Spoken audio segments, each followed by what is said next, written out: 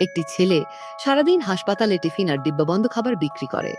রাতে যখন সে শেষ ডিব্বাটা খেতে যাচ্ছিল নিজের ক্ষুধা মেটানোর জন্য, ঠিক তখনই তার চোখে পড়ে একজন বৃদ্ধ মানুষ শুকনো রুটি খাচ্ছেন।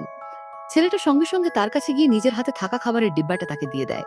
সে বলে, এই খাবারটা একেবারে ফ্রি। বৃদ্ধ মানুষটা খাবার গ্রহণ করেন এবং ছেলেটিকে জিজ্ঞেস করেন, এত রাত পর্যন্ত সে হাসপাতালে কেন থাকে? কথার ফাঁকে ছেলেটি জানায় সে তার মাকে বাঁচানোর জন্য যে কোনো শর্ত মানতে রাজি। তখন সেই বৃদ্ধ লোকটি তাকে বলেন, তাকে তার নাতি সেজে থাকতে হবে। আসলে সেই বৃদ্ধ মানুষটি ছিলেন একটি বিশাল পাবলিক কোম্পানির চেয়ারম্যান। তার একমাত্র ছেলে, যিনি সেই কোম্পানির সিইও ছিলেন, বহু বছর ধরে কোমায় পড়েছিলেন। চেয়ারম্যানের জীবনের সবচেয়ে বড় দুশ্চিন্তা ছিল এই ছেলেটি। চেয়ারম্যান লক্ষ্য করেন ছেলেটির নাম তার ছেলের সন্তানের নামের সঙ্গে মিলে যায়। এক অজানা আশা নিয়ে তিনি ছেলেটিকে হাসপাতালে সিইও রুমে নিয়ে যান, যদি তার উপস্থিতিতে ছেলের জ্ঞান ফিরে আসে। যখন ছেলেটি বেডে শুয়ে থাকা সেই মানুষটিকে দেখে, তখন তার মনে পড়ে তার মা একবার তাকে তার বাবার ছবি দেখিয়েছিলেন।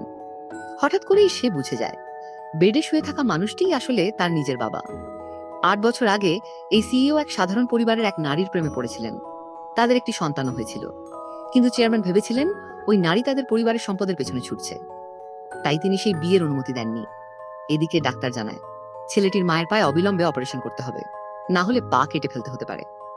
ছেলেটি নিজের পকেটে থাকা মাত্র $11 দিয়ে টাকা দেওয়ার চেষ্টা করে, কিন্তু নার্স জানায় অপারেশনের জন্য $30,000 দরকার। টাকা জোগাড় করার জন্য ছেলেটি বোতল কুড়ায়, রাস্তায় ভিক্ষা করে এবং হাসপাতালে টিফিন বিক্রি করতে থাকে। ঠিক তখনই তার পরিচয় হয় সেই দয়ালু চেয়ারম্যানের সঙ্গে। পরে যখন ছেলেটি আবার হাসপাতালে আসে, তখন দেখে তার মায়ের অপারেশন ইতিমধ্যেই হয়ে গেছে, কিন্তু পরবর্তী চিকিৎসার জন্য এখনো আরো $2,000 দরকার। টাকা না থাকায় তার মা হাসপাতাল ছেড়ে যাওয়ার সিদ্ধান্ত নেয়। তখন ছেলেটি জানায় চেয়ারম্যান সব খরচ আগেই দিয়ে দিয়েছেন। এই কথা শুনে মা জানতে পারেন তার ছেলে অপারেশনের টাকার জন্য নিজেকে চেয়ারম্যানের নাতি বলে মিথ্যা বলেছে।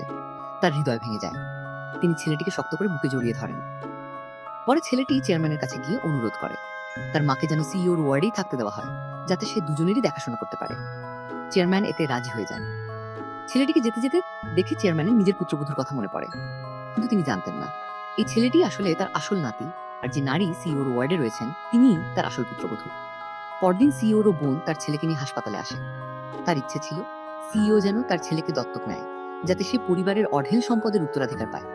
যখন সে জানতে পারে চেয়ারম্যান তার আসল নাতিকে খুঁজছেন, তখন সে আতঙ্কিত হয়ে পড়ে এবং দ্রুত ওয়ার্ডের দিকে ছুটে যায়। সেখানে সে দেখে ছেলেটি সিইও কে গল্প শোনাচ্ছে। সে মনে করে ছেলেটি উত্তরাধিকার পাওয়ার জন্যই এখানে এসেছে। সে ছেলেটিকে পানি আনতে পাঠায়।